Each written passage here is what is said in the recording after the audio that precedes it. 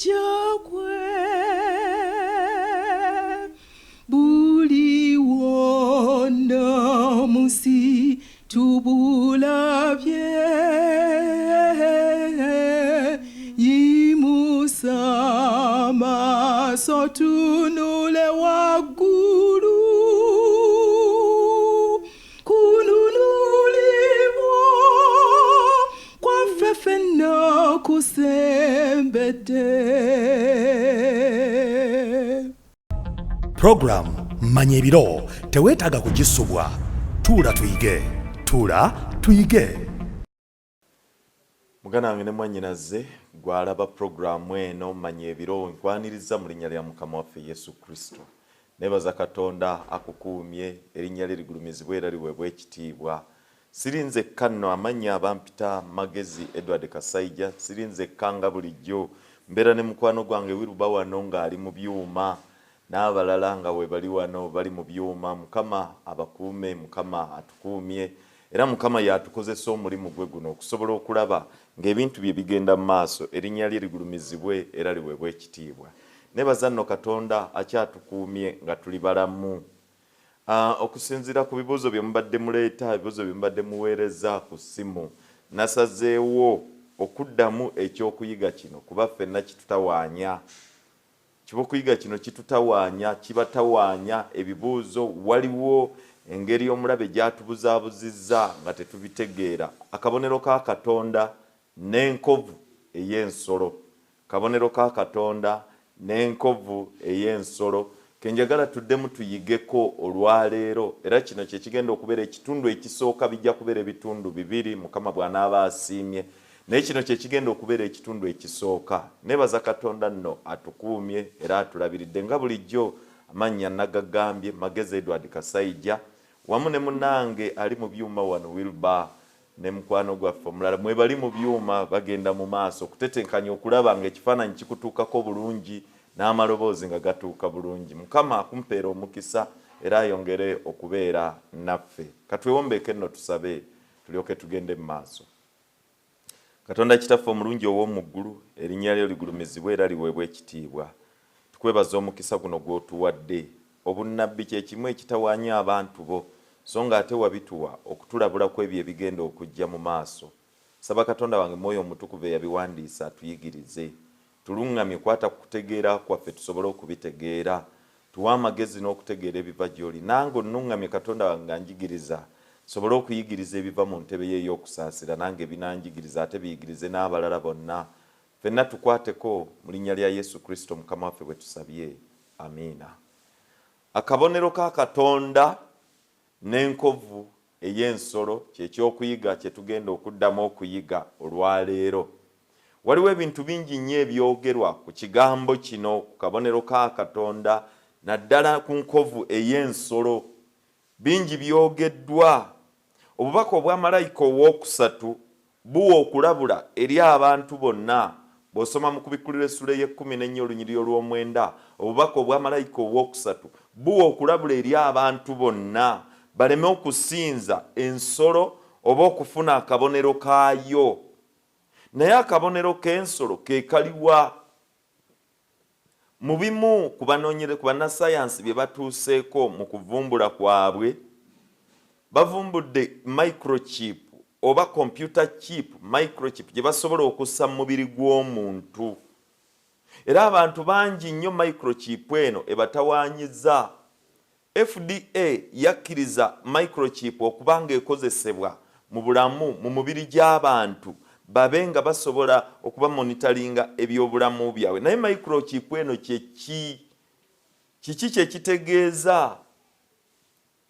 Microchip eno ddala kiki etegeeza ki? Makulu ki agagirimu?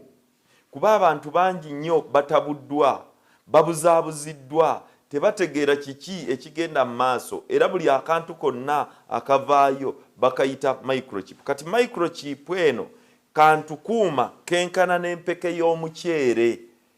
Kenkana n'empeke ey'omuceere era kakozesa amayengo ga radio. Akuuma kano akenkana n'empeke ey'omuceere abasawo ab'ebyobulamu bakassa wansi w'olususu lw'omuntu. era bwe bakassa wansi w'olususu lw'omuntu ng'ekigendererwa kyako kyeki. Akawuma kano kakozesa amayengo ga rediyo, kakozesa sikaana ejja n'ekebera mu kuuma kano okulaba oba ddala sikaana eno okukwata amayengo ga rediyo, okukwata ebivaamu, era ebivaamu bino bigenda ne bikozesebwa ne biteekebwa ne bikozesebwa kunoonyereza ku bulamu bw'omuntu oyo. Ebizuulibwa biterekebwa mu kompyuta oba mu database, era bino biterekebwa ebintu bino bwe bifunibwa biterekebwa mu database eya FDA.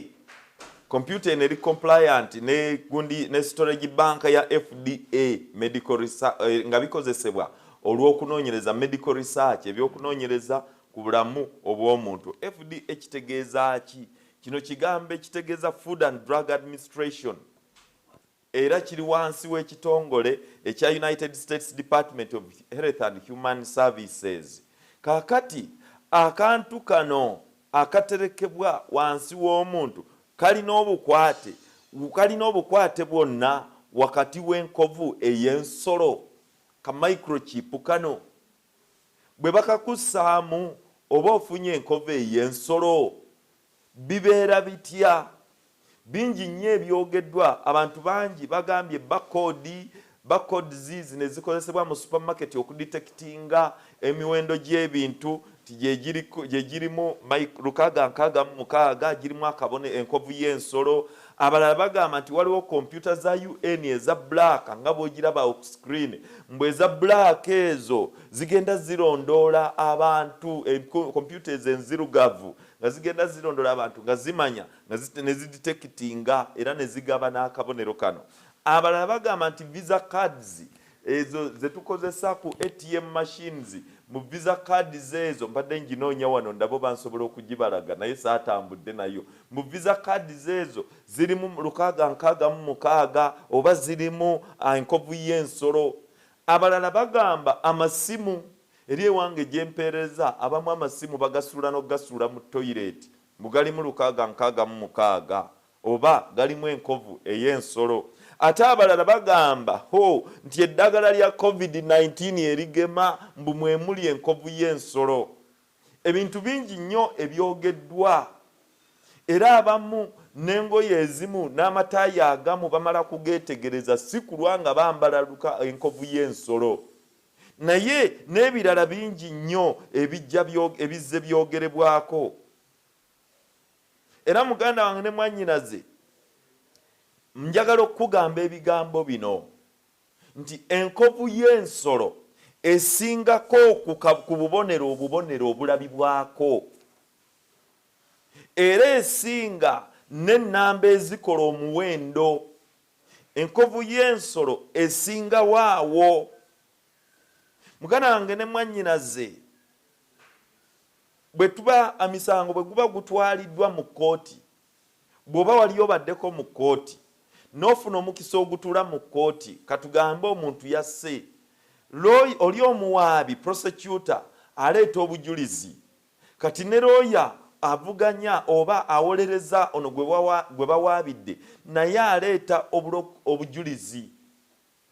Mu biseera bino mu sessions zino nga bakyawoza, mu kiseera kino eky'okuwoza buli looya aleeta obujulizi obumala, naye emirundi egimu looya ayinza okuleeta ekintu ekijja ku mulamwa gwe nga bw'okitunulira kirabika ng'ekiri ku mulamwa nga tekikwatagana na bino byaleese, naye ekigendererwa lw'ekyalooyo ono kye kiki? Kwe kuwugula obujulizi buno atandike okuvuga ng'atwala mu ngeri endala, atandike okukyusa omusango guno ye kyaba alwanirira nti omuntu we gwawolereza agusinge at all costs. Bassebo ne bannyabo, tuli mu lutalo olunene, olutalo wakati wa Setaani ne Katonda, olutalo wakati w'amazima n'obulimba, olutalo wakati w'ekizikiza n'omusana, olutalo ani alina okusinzibwa n'atalina kusinzibwa, olutalo olw'okusinza luno ekinyusa ekikulu mu lutalo luno ekinyusa ekikulu mu kulabula mu nkovu y'ensolo kye kiki kye tulina okumanya. Tulina okwegendereza tusobole okutegeera ekinyusi omulamwa lwaki waliwo enkovu y'ensolo eno. Bwe tunategeera lwaki enkovu y'ensolo eno weeri na lwaki akabonero ka Katonda weekali, olwo nno tujja kumanya ekigendererwa, tujja kumanya tusobole okuba nga tusobola okudduka, tusobole okuba nga tusobola okwewala. Muganda wange ne mwannyinaze, ensonga enkulu ku kabonero ekwata ku kusinza. Ensonga enkulu ku kabonero ka Katonda ekwata ku kusinza. Obwekityo n'ensonga enkulu ku nkovu y'ensolo ekwata ku kusinza. Mu kitabo kyakubikkulirwa essuula ey'e14 obunnabbi buno bwaweebwa abantu ab'ekiseera eky'enkomerero kino kye tulimu. Mu ssuula eno ey'e14 okuva ku lunyiriri olw'omukaaga n'olw'omusanvu, olw'omunaana n'olw'omwenda, zonna zirimu bamalayika basatu. Bamalayika bano abasatu nga balina bye boogera. Era bwe tusoma okuva ku lunyiriri olw'omukaaga kubikkulirwa essuula ey'e14 olunyiriri olw'omusanvu ayogera ebigambo bino, naye kantandikire ku lw'omukaaga, kantandikire ku lw'omusanvu. Agamba nti nendaba malayika omulala ng'abuuka mu bbanga ery'omu ggulu ng'alina enjiri ey'emirembe n'emirembe okubuulira abatuula ku nsi na buli ggwanga n'ekika n'olulimi n'abantu. Yokaana mu kwolesebwa kwayolesebwa alaba malayika ng'abuuka mu bbanga ery'eggulu. Agambye nendaba malayika omulala, kitegeeza alina bamalayika abalala bajalaba mu kwolesebwa kwe, naye ku mulundi guno alaba malayika mulala ate. Si omu ne bali bazaalaba, ono mulala. Malayika ono omulala abuuka mu bbanga ery'eggulu. Malayika ono taseeyeeya buseeyeeya mu ggulu, nedda, naye abuuka. Kitegeeza ki? Alina ebiwaawaatiro. Ebiwaawaatiro kitegeeza ki mu bunnabbi? Akozesa bwangu. Kitegeeza obubaka bw'alina bwa mangu. There is urgency in the message of this angel. Bwa mangu ng'abuleeta eri abantu bonna. Era malayika ono abuuka mu bbanga ery'omu ggulu ng'alina enjiri ya mirembe na mirembe. Enjiri eno ey'emirembe n'emirembe kitegeeza ki? Yaliwo nga n'omuntu tannaba kubeerawo. Enjiri eno ey'emirembe n'emirembe eriwo nga n'omuntu yaliwo nga n'omuntu tannaba kwonoona. Enjiri eno ey'emirembe n'emirembe yaliwo nga omuntu nga yakwonoona. Enjiri eno ey'emirembe n'emirembe yaliwo nga ne yaliwo nga ne Mukama waffe Yesu Kristo tannajja ku nsi, nga tannafa ku musaalaba Gologoosa. Njiri ya mirembe na mirembe yaliwo eweeri ejja kubeerawo. Njiri ey'emirembe n'emirembe okubuulira abatuula ku nsi, buli kika, eggwanga, olulimi, ab'eddembe n'abantu ab'engeri zonna. Enjiri eno ey'emirembe n'emirembe agamba ng'agenda maaso agamba ng'ayogera n'eddoboozi eddene nti mutye Katonda mumusinze eyakola eggulu n'ensi n'ennyanja n'ensula ez'amazzi. Malayika ono mu njiri ey'emirembe n'emirembe gy'alimu mulimu okusinza. Mumusinze kye kigambo ky'ayogera.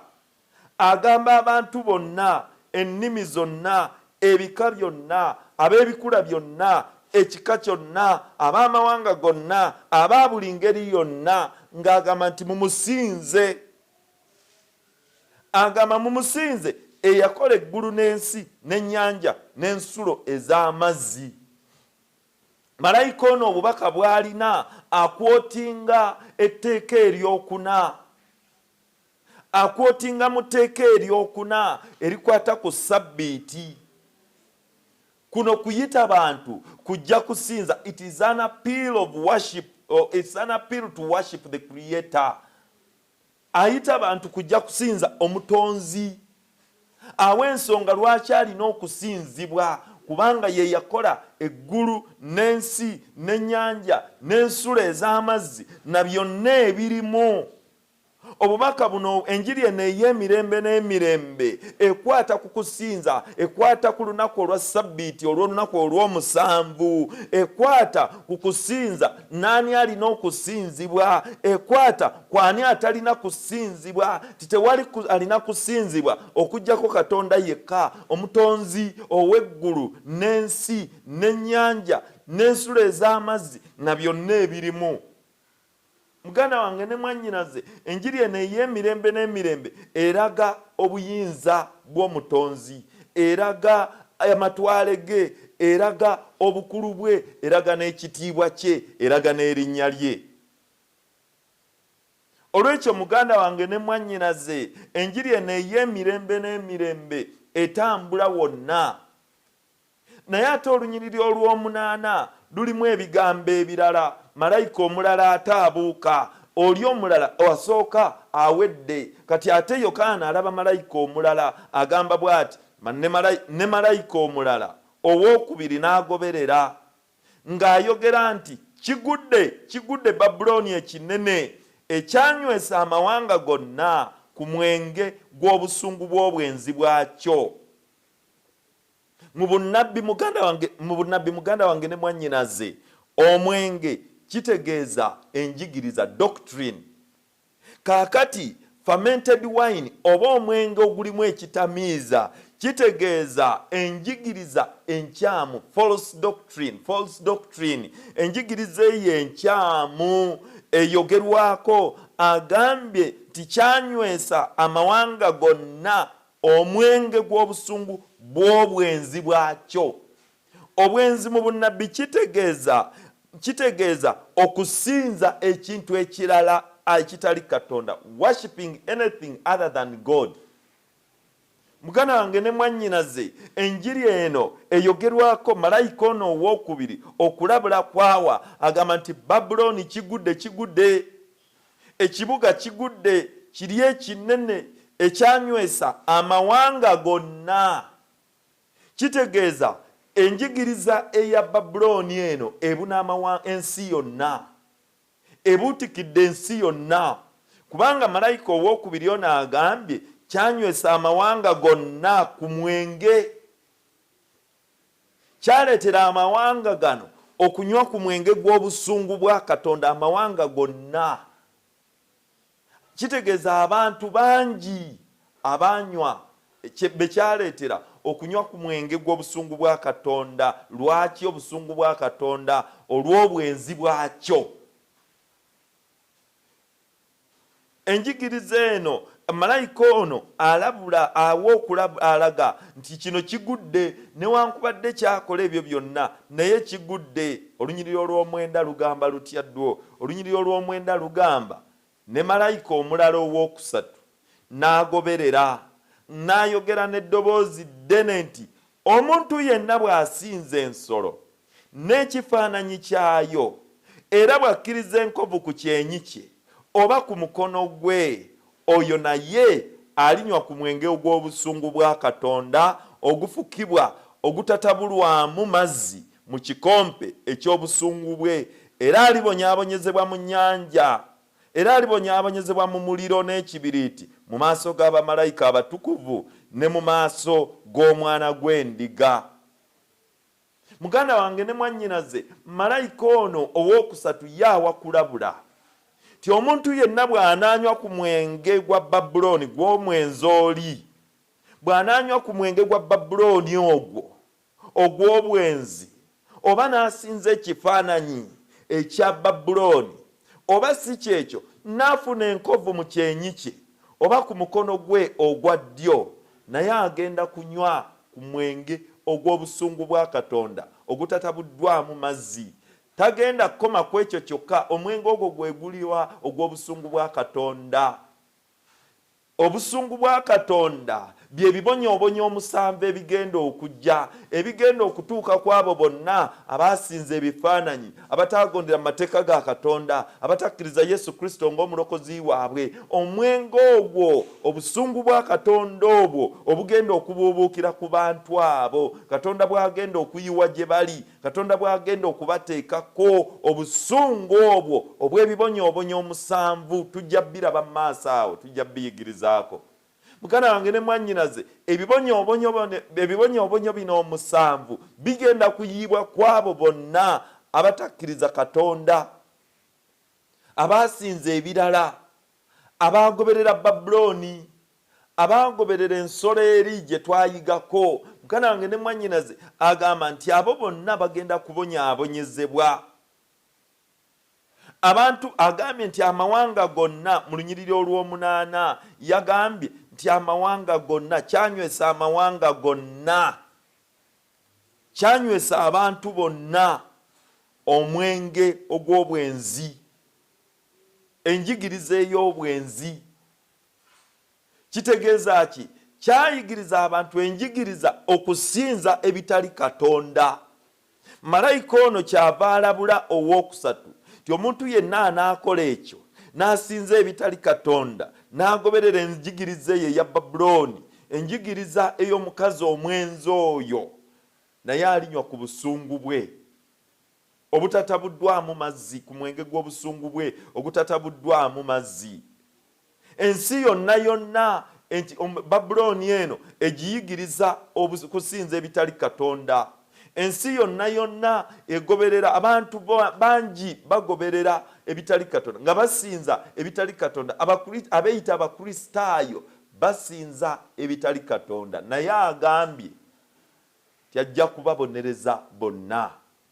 Naye amawulire amalungi ge gano nti waliwo abagumiikiriza abatasinze ebyo, waliwo abanywerera ku mateeka ga Katonda. Jangu nange tusome mu Kubikkuliro essula ey'e14 olunyiriri olw'e12 agamba bw'ati, awo we wali amagezi, awo we wali okugumiikiriza kw'abatuukirivu abakwata ebiragiro bya Katonda n'okukkiriza kwa Yesu.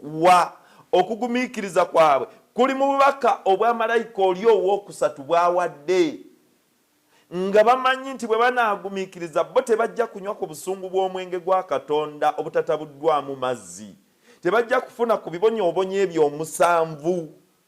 We wali okugumiikiriza kwabwe, we batadde essuubi nti wadde biri bwe bityo, wadde tubonyaabonyezebwa kati, wadde tunyigirizibwa, naye ate tetujja kubonerezebwa Katonda, tetujja kugenda mu bibonyoobonyo biri omusanvu. Olw'ekyo muganda wange ne mwannyinaze, ekinyusa ekiri mu bubaka buno obw'abamalayika abasatu, ekikulu ekirimu, mulimu ebintu bya mirundi esatu. Ekisooka mulimu okusinza omutonzi mu lunyiriri olw'omusanvu.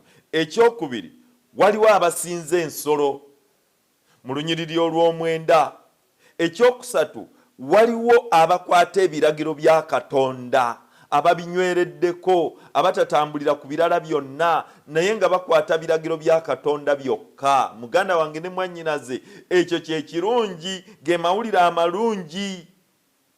Egyo gye misingi gye tuyinza okutegeerera olutalo luno olunene wakati wa malayika omujeemu, malayika ono omujeemu ng'ajeemera Katonda, ng'atambulira mu bitali Katonda. Naye ate waliwo n'abakkiriza abanywevu, the faithful people. Naye ate ne mu kino mulimu n'enkovu ey'ensolo. Enkovu y'ensolo eno, the mark of the beast is about allegiance. Ekyo kyokkiriza. Muganda wange ne mwannyinaze, obubaka buno, ekinyusa ekikulu mu bubaka buno, kusinza Katonda oba kusinza Setaani. Gwe mulamwa. Katonda kyawaawo nti onoosinza ki? Bayibuli egamba nti awo we wali okugumiikiriza okw'abatuukirivu, bali abakwata ebiragiro bya Katonda, basinza Katonda omutonzi w'eggulu n'ensi, tebasinza nsolo, tebafuna nkovu yaayo, newankubadde waliwo okuyigganyizibwa, newankubadde waliwo okunyigirizibwa, newankubadde waliwo okubonyaabonyezebwa, newankubadde waliwo okuttibwa, newankubadde baggyibwako ebyabwe, newankubadde bafiirwa byonna, naye amawulire amalungi ge gano. Abantu bano balina okugumiikiriza, banywerera ku Katonda yekka, tebasinza Setaani, tebasinza kirala kyonna, banywerera Katonda yekka ne basinza oyo. Abo abanaasigala nga beesigwa eri Katonda wakati mu kuyigganyizibwa, wakati mu bulumi, wakati mu kunenyezebwa, wakati mu kubonyaabonyezebwa, abo bagenda kubeera bawanguzi. Bayibuli egamba mu kitabo kya Kubikkulirwa essula y'e13 ti ensolo eno ewaliriza abantu bonna, abato, abakulu, abagagga, n'abaavu, n'ab'eddembe, ti ewaliriza bonna n'abaddu okuweebwa enkovu ku mukono gwabwe ogwa ddyo. Mu Kubikkulirwa essula y'e13 tibaweebwa enkovu ku mukono gwabwe ogwa ddyo oba ku byenyi byabwe, nti era omuntu yenna aleme okugula, aleme okuyinza okugula newankubadde okutunda, wabula oyo amaze okuteekebwako akabonero erinnya ly'ensolo oba omuwendo gw'erinnya lyayo. Muganda wange ne mwannyinaze, ekitabo kino ekyakubikkulirwa kituwa, it is a book of choices, kituwa okulondawo. Ekitabo kyakubikkulirwa kituyita okuva mu mediocracy, okubeera ng'oli awo, toli eno toli eno. Njagala okukulabula muganda wange ne mwannyinaze mu lutalo luno olunene, wakati w'obulimba n'amazima, wakati w'omusana n'ekizikiza, tewali ali makati, tewali middle ground. Oli wa Setaani oba oli wa Katonda. Tewali agamba nti nze nadde ebbali byannema okutegeera n'ensooka nzira ebbali ndaba ani omutuufu. Lwaki? Katonda yatuwa amazima gonna tusobole okumutegeera. Kyova olaba ekitabo kyakubikkulirwa essula esooka olunyiri olusooka atandika n'ebigambo ebigamba ti okubikkulirwa kwa Yesu Kristo kwe yawa Katonda, kwe yamuwa Yesu Kristo n'akuwa malayika akutwala eri omuddu we Yokaana. Era alimu ebigambo ebirala ebigamba alina omukisa asoma, n'oyo awulira, n'oyo ateeka mu nkola. It's a triple blessing. Mukisa gwa mirundi esatu eri oyo awulira atasobola kusoma n'awuliriza buwuliriza, eri oyo asoma, eri oyo ateeka mu nkola. Olwekyo muganda wange ne mwannyinaze, mu kitabo kino ekyakubikkulirwa, it is a book of choice and not sitting on the fences. Kitabo kituwa okulabula tusobole okusalawo, kitulaga ebyaliwo, kitulaga ebiriwo, kitulaga ebigenda okujja, tusobole okusalawo.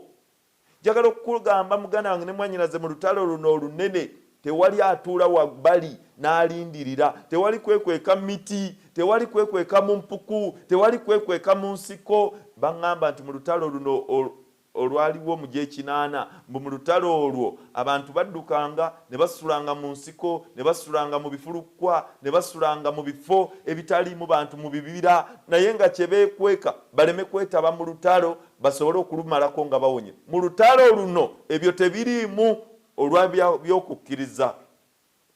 Mu lutalo luno olwanira ku ludda lwa Katonda oba olwanira ku ludda lwa Setaani. Tewaliwo middle ground. Era obubaka buno obw'abamalayika abasatu buyita bantu, bukulembera bantu nga bubatwala mu mazima. Malayika asooka ayita bantu kusinza Katonda, naye banaakulemberwa batya mu mazima?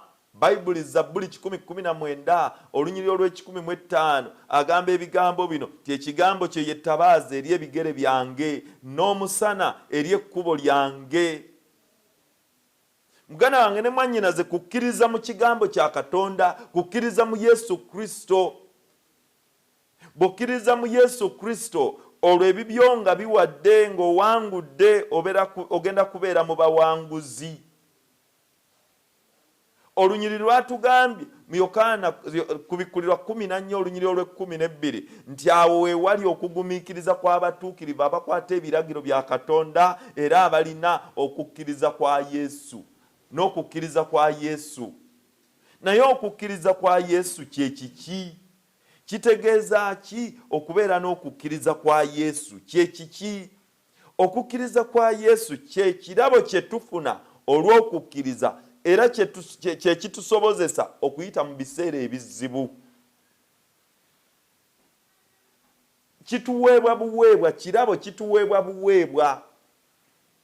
Kituweebwa nga kirabo kitusobozese, tukituweebwa oluvannyuma lw'okufuna okukkiriza. Kituweebwa ekirabo kino tukifuna kitusobozesa okuyita mu biseera ebizibu. Kitusobozesa okuyita mu biseera Sitaani byateeseteese. Okukkiriza kwa Yesu kuno kwe kutuwanirira, si kwaffe, atuwa buwi. Okukkiriza kwa Yesu, it is Christ's faith that helps us to grow spiritually. Kutuyamba okukkiriza okukula mu by'omwoyo. Kutubeezaawo, it sustains us. Kutuyisa mu mbeera zonna. Kutuyamba okuyita mu mbeera zonna. Okukkiriza kwa Yesu kuno kutuwa amaanyi okweyongerayo nga tutunuulira ye Pawulo bw'agamba omutandisi w'okukkiriza kwaffe era omukomekkereza wakwo. Okukkiriza kuno kutuyamba okuwangula ekibi. It helps us to overcome sin.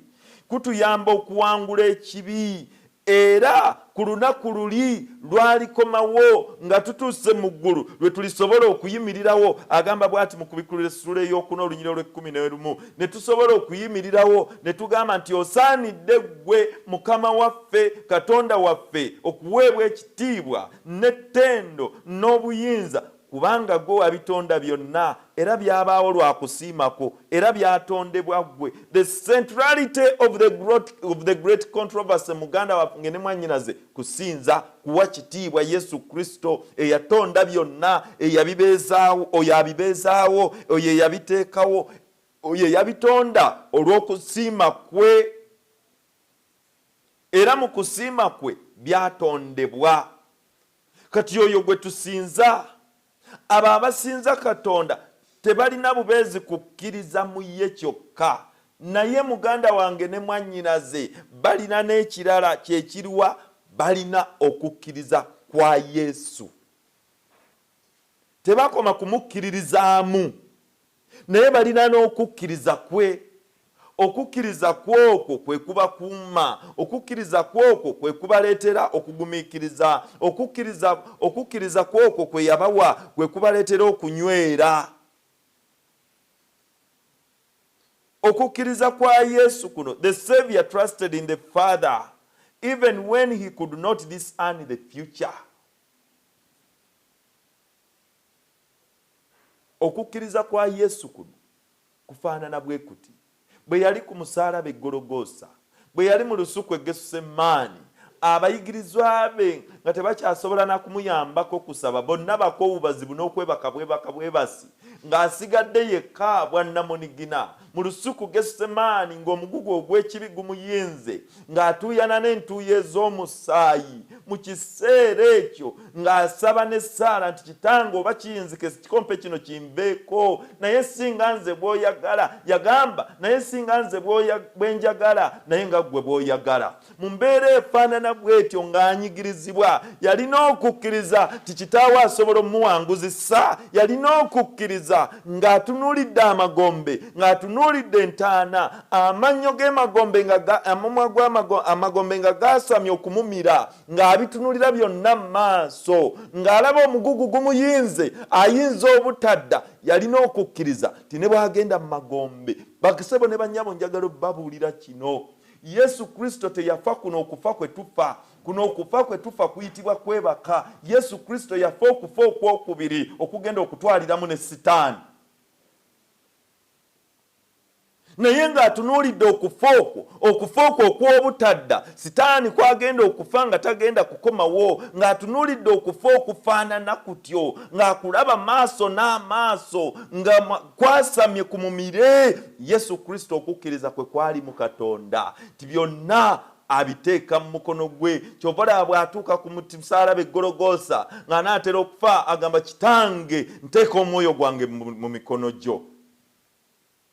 Okukkiriza okwo kwe yalina ti kitaawe yamusuubiza nti ajja mmulwanirira, ajja mmuzuukiza. Okukkiriza okwo kwe yalina nti mu byonna wadde agenda kufa, okufa okwokubiri naye kitaawe ajja mmukkiriza. Okukkiriza okwo newankubadde yali alaba kizikiza, ekizikiza nga kikutte zigizigi eri mu magombe gy'alaga, yalina okukkiriza nti kitaawe ali wamu naye. It is that quality of faith, Christ is faith, that lives within us. Okwo kwe kukkiriza bwe kutyo okwa Kristo okubeera munda mu ffe. Omuntu bw'akkiriza Yesu Kristo tekitegeeza nti azze ku muswetwe, nedda. Yesu Kristo yatulabula n'atugamba nti tujja kubonyaabonyezebwa kubanga mu nsi mulimu ebizibu abiyiseemu, naye yatugamba tugume ye awangudde. Kati olw'okuba tukkiriza, bwe tumukkiriza ng'omulokozi waffe atuwa okukkiriza kwe. Okukkiriza kwokwo ne kutuwa amaanyi. Muganda wange ne mwannyinaze, obunnabbi bukwata ku kabonero k'ensolo, butulaga ebiseera ensi weetagenda kugumiikiriza ddiini y'amazima. Ensi nga tejja kukkiriza ddiini y'amazima. Enkovu y'ensolo eno n'akabonero ka Katonda bikwata ku kusinza. Eddiini, obunnabbi buno butulaga obubonero. Enkovu y'ensolo etulaga abatakkirize, abatagumiikiriza, abatalina kugumiikiriza, abatakkirize kugumiikiriza Katonda, abatalina kukkiriza kwa Kristo okwo okunyweza mu biseera ebizibu, abaali banoonya Kristo nga bamunoonya mu bugagga, abanoonya Kristo nga banoonya visa, awo we bagenda okubiteera bafune enkovu y'ensolo, batandike okusinza ensolo. Njagala okutegeeza muganda wange ne mwannyinaze, the prophecy regarding the mark of the beast is about religious intolerance. Muganda wange ne mwannyinaze, bino bikwata ku kuyigganyizibwa. Waliwo abantu bangi nnyo abo Katonda be yawa ekirabo, abasinga ku bo ba Advent nga balowooza nti obunnabbi buno Katonda yabubawa nga bagenda kukyusa bunnabbi.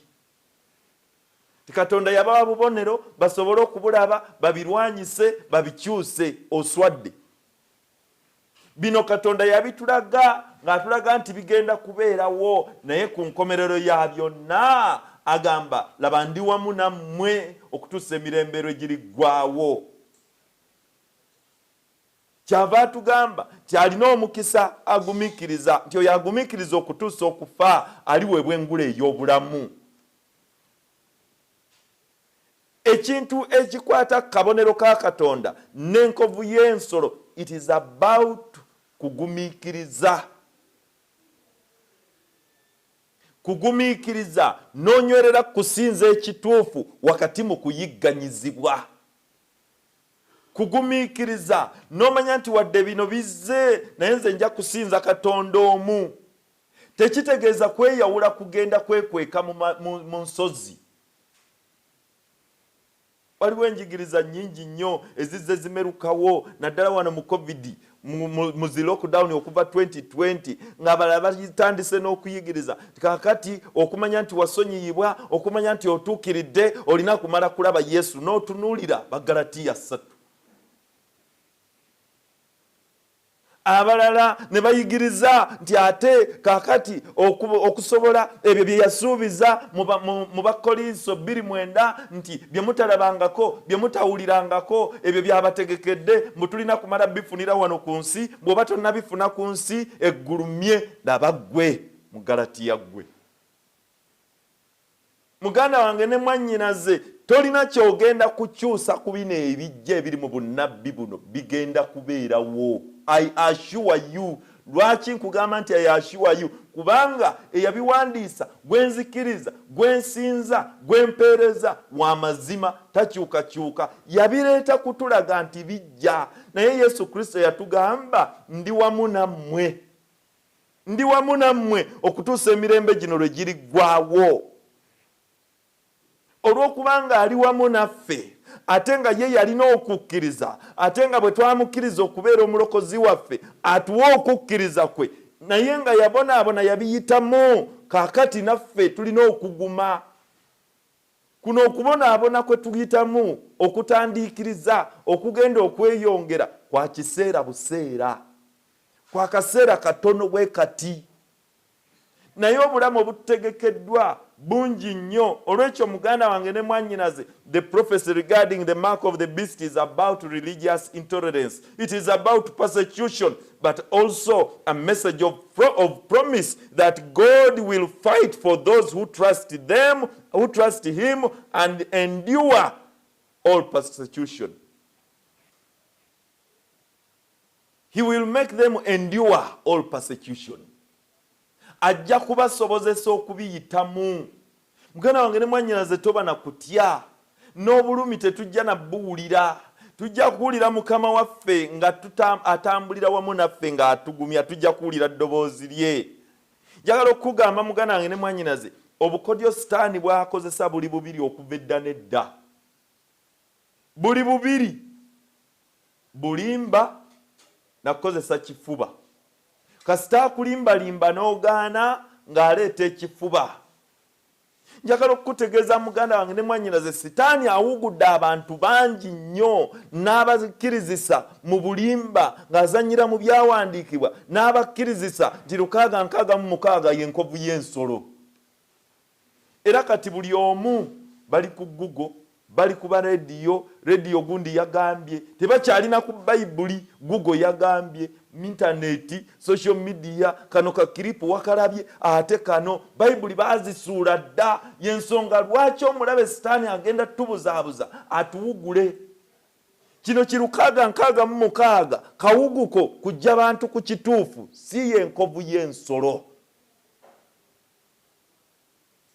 Era abantu banaagenda okujjukira nti bamaze dda okunyweza, bamaze dda okufuna enkovu y'ensolo, nga kiri kye batunuulidde kimaze okuyitawo, nga kiriyo omulaba amaze okuyisaawo ekikye, okuyita mu mirembe azze alimbalimba, alinga balooya, aleeta ekintu ekiwugula, muve ku kino ekituufu, okukakana ng'oli omutemu omusanga agusinze. Ne lino eririmba litaata ly'obulimba nakyo kireese ebituwugula bitujje ku kituufu. Muganda wange ne mwannyinaze tusaanidde okwegendereza. Sitaani okuva edda n'edda akozesa bulimba na kifuba. Wulira Yesu Kristo bwe yagamba mu Yokaana 8:44. Yesu Kristo yagamba ebigambo bino, mwe muli baana ba kitammwe Sitaani, era mwagala okukola okwegomba kwa kitammwe. Oyo okuva edda, oyo okuva ku lubereberye ye mussi, so tanywerera mu mazima, kubanga amazima tegali mu ye. Bw'ayogera obulimba ayogera ekiva mu ye. Bw'ayogera obulimba ayogera ekiva mu ye, kubanga ye mulimba era kitaawe w'obulimba. Ono yalimbalimba Kayini n'amulowoozesa nti okusinza okukwe kwe kutuufu. Mu kifo ky'okuleeta Katonda bye yagamba, n'aleeta bijanjaalo na binyeebwa, n'abiwaayo nga saddaaka. Agenda okulaba Aberi saddaaka ye Katonda agikkiriza, kubanga yasinza mu nsinzo entuufu. Sitaani n'amulimbalimba, n'amudyekadyeka nti mutte, bw'onoomutta okusinza okukwo kujja kukkirizibwa. Ekyavaamu Kayini n'atta muganda we Aberi. Bayibuli kyevudde etugamba, Kristo kyeyava atugamba nti ono mussi okuva ku lubereberye, mulimba mu ye temuli mazima. Okuyita mu mirembe azze alimbalimba ensi, ne kaakati akyalimba ensi. Yokaana 16:2 kyava atugamba nti ebyo mbibabuulidde muleme okwesittazibwanga. Ekiseera kijja buli anaabattanga anaalowoozanga ng'aweereza Katonda. kino sitaani yakikola kokko 1488 mu kiwonvu ekyo Loise mu nsozi eyo bawaldensi gye baali beekwese abaali basinza Katonda abaali bagoberera amazima gokka bwe baali beekweseeyo abasirikale abaali basindikiddwa okubatta nga babalumbye ne beekweka mu mpuku. Bwe bayingira mu mpuku abasirikale bano ne bakwata enku ne baziteeka ku miryango gy'empuku ne bakuma omukka gubajjeyo era ku olwo 3,000 baafa. Amagye gano agaali gasindikiddwa ne gaddayo nga masanyufu. Si lwero lwokka, bino byali biseera bya kizikiza kuva 538 kutuuka 1798 ng'ennaku z'omwezi 24 April 1655 ekiro mu ttumbi eyo ekiro mu matumbi budde akabonero kaweebwa amagye okuva e Roma okutta Abawaldensi. Era ekiro eyo abantu nga beebase, abaana, abakazi, abasajja 4,000, abakulu, abato n'abakadde, abantu 4,000 battibwa amagye g'ekkanisa y'e Roma.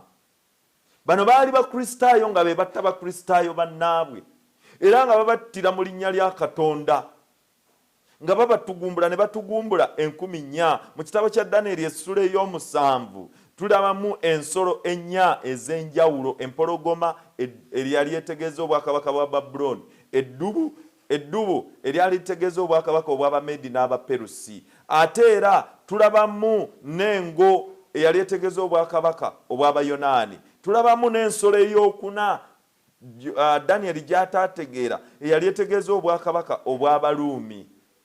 Mu bunnabbi buno obwakabonero k'ensolo lino lyekkowe erisembayo obuli mu kitabo kyakubikkulirwa essuula ey'13 n'ez'14 obwakabonero ak'ensolo lyekkowe erisembayo mu byonna ebirwana n'okusinza okw'amazima. Lyekkowe erisemberayo ddala. Ekkowe kyeki? A chain link. Lyekkowe mu lujegere erikomekkerezaayo mu lutalo luno olunene. Ensolo eno eyogerebwako obunnabbi bulaga nti wagenda kubeerawo okuwaliriza, okunyigiriza, nga bawaliriza abantu nga mu byenfuna, nga bawaliriza abantu nga tebagula, nga bawaliriza abantu nga tebatunda, okujjako oli ng'amaze kusinza nsolo, okujjako ng'amaze gisinza. Kyova olaba mu kitabo Testimonies for the Church volume 5 page 81 ayogera ebigambo bino: "The time is not far distant when the test will come to every soul." Ti ekiseera tekiri wala nti okugezesebwa bwe kunaatuuka eri buli muntu yenna.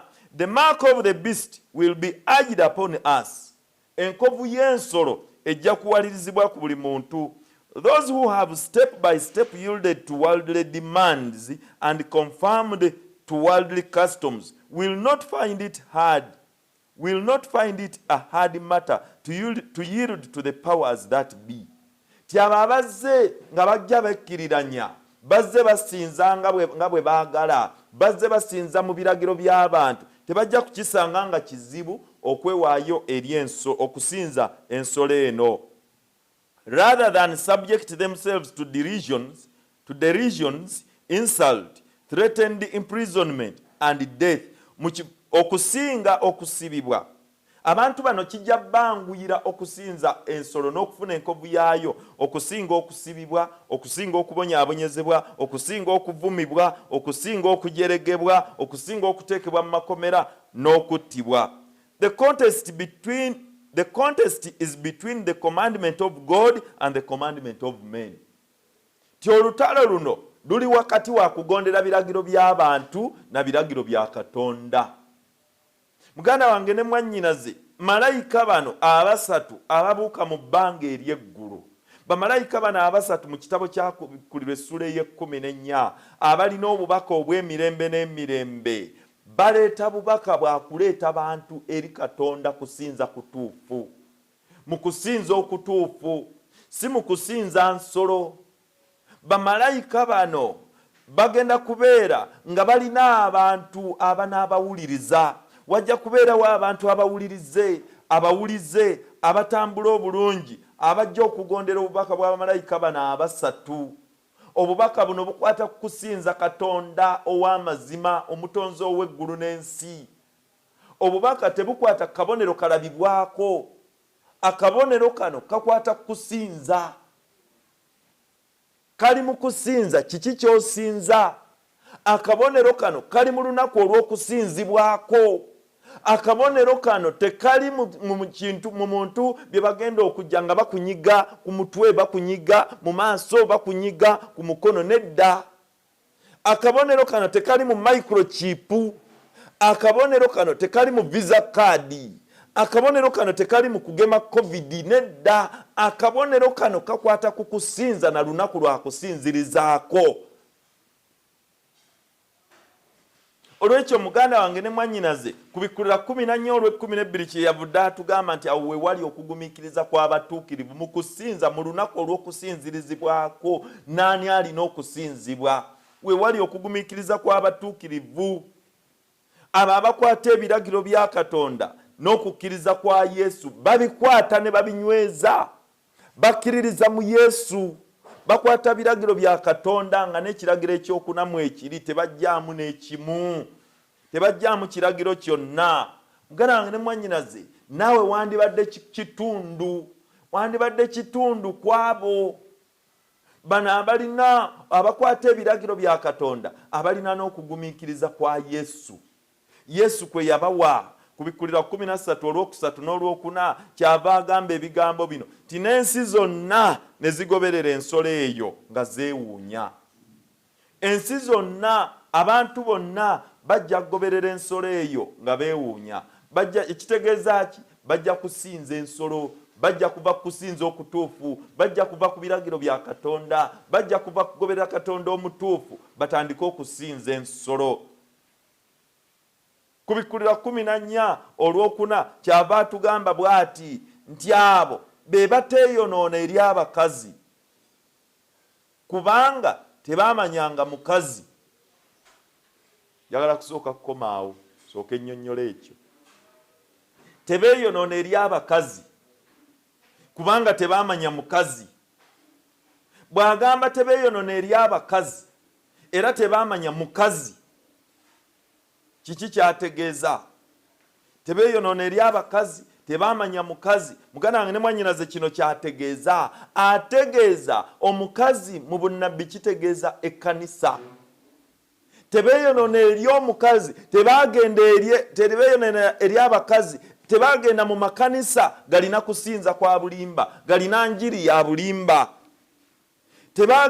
Tebeeyonoona eri omukazi, tebaamanya mukazi. Tebaagenda eri omukazi, ensolo eno yatandika ensinza ey'obulimba, ensinza etagoberera amateeka ga Katonda, ensinza ekwata mu biragiro bya Katonda. Kyategeeza awo, tategeeza nti mbeerera mu bino eby'abantu. Kyategeeza kikwata ku kusinza still omukazi n'abakazi, enzikiriza. Abakazi z'enzikiriza eziva mu mukazi, mu nzikiriza eno enkyamu. Enzikiriza eno enkyamu eyatandikira mu Roma enkafiiri. Enzikiriza eno enkyamu etagoberera biragiro bya Katonda. Enzikiriza eno enkyamu etatambula nga Katonda bw'ayagala. Enzikiriza eno enkyamu etakola byebyo Katonda bye yagamba. Kyategeeza abateeyonoona eri abakazi, tebasinziza mu nzikiriza ziri, tebagoberera byakuyigiriza bya nzikiriza ziri endala eziva mu mukazi, eziva mu kusinza okwava e Roma, okusinza okukyamu, okw'okusinza ebifaananyi, okw'obutagoberera biragiro bya Katonda, okw'okukyusa ennaku ez'okusinza. Tugende maaso ti abo be bateeyonoona eri abakazi kubanga tebaamanya mukazi. Abo be bagoberera omwana gw'endiga buli gy'agenda. Abo be baagulibwa mu bantu okuba ebibala eby'olubereberye eri Katonda n'eri omwana gw'endiga. Bano agambye bagoberera omwana gw'endiga, bagoberera akaliga, omwana gw'endiga yaani? Yokaana omubatiza yamulaga abatume be n'agamba laba Yesu bwe yali ng'ayita n'abaga laba akaliga ka Katonda ajjawo ebibi by'ensi. Oyo omwana gw'endiga ye Yesu Kristo, si mulala. Abagoberera Yesu Kristo buli walaga. Petero kyava ayogera mu Petero ekisooka essula ey'okubiri olunya olwabirimu olumo nti batambulira mu bigere. Yatulekera ekyokulabirako tutambulire mu bigere bye. Kristo yatulekera ekyokulabirako tutambulire mu bigere bye. Ku Bikulirwa 15:3 kyava atugamba ebigambo bino nti bano abagoberera Yesu buli walaga ne bayimba oluyimba lwa Musa omuddu wa Katonda n'oluyimba lw'omwana gw'endiga nga boogera nti bikulu era bya kitalo ebikolwa byo Mukama Katonda omuyinza w'ebintu byonna nga butuukirivu era ga mazima amakubo go gwe kabaka ow'emirembe n'emirembe. Olw'okuba bamugoberera batambulira mu bigere bye balimba oluyimba olwa Musa omuddu wa Katonda n'oluyimba olw'omwana gw'endiga. Ennyimba ziri bbiri, luyimba lwa Musa n'oluyimba lwa mwana gw'endiga. Ennyimba zino zikwata ku ki? Oluyimba olwa Musa luyimba lwa buwanguzi. Miriyamu nga lwe yakulembera nga bamaze okusomoka ennyanja emmyufu nga batendereza Katonda, ne bano bagenda kuyimba oluyimba olwa Musa, oluyimba olw'obuwanguzi, oluyimba olutendereza Katonda, oluyimba olulaga nti Katonda mukulu. Oluyimba olwo ate bayimbe n'oluyimba lw'omwana gw'endiga, lwe luliwo oluyimba lw'omwana gw'endiga teruyimbibwa mulala yenna okujjako oyo aluyimba. Kati gw'ojja kuyimba olulwo nange nnyimba olwange, naye ojja dduyimba ng'omaze kukkiriza Yesu Kristo ate n'omugoberera. Bw'otamugoberera tojja dduyimba, teweebalirayo. Muganda wange ne mwannyinaze ojja kuyimba olulwo nange nnyimba olwange. Lwaki buli omu ayimba lulwe ng'omulala tasobola dduyimba byempiseemu birala? It is a song about my personal experiences. It is a song about your personal experiences. Luyimba lwebyo byempiseemu nga ngoberera Yesu Kristo. Luyimba lwebyo byoyiseemu ng'ogoberera Yesu Kristo. Weewaawo Mukama waffe ajja bw'atyo bwe yasuubiza. Weewaawo tagenda kulwawo. Mukama akuwa omukisa. Teweerabira okutuuninga mu kitundu ekyokubiri wano nkomye mu kkubo sinnaba kubimalayo. Mukama akuwa omukisa era Mukama abeere naawe ng'onneegattako mu kitundu ekyokubiri ku mulundi ogujja. Tulabe twongere okwetegereza akabonero kano aka Katonda n'enkovu y'ensolo. Katusabe. Katonda waffe omulungi ow'ekisa ogulumizibwe otenderezebwe era oweebwe ekitiibwa. Tukwebaza kubanga oyogedde naffe. Tukusaba oyongere okwogera naffe. Tukusaba ekisa kyo n'okwagala ku bituwambaatire. Tuwanguzise mu byonna. Obulungi bwo n'okwagala ku bubeere ku ffe. Tusobole okwongera okukutegeera. Otuyambe tuleme okugwa mu mitego gy'omubi Sitaani n'obulimba bwe ku bwa Yesu Kristo Mukama waffe bwe tusabye. Amiina.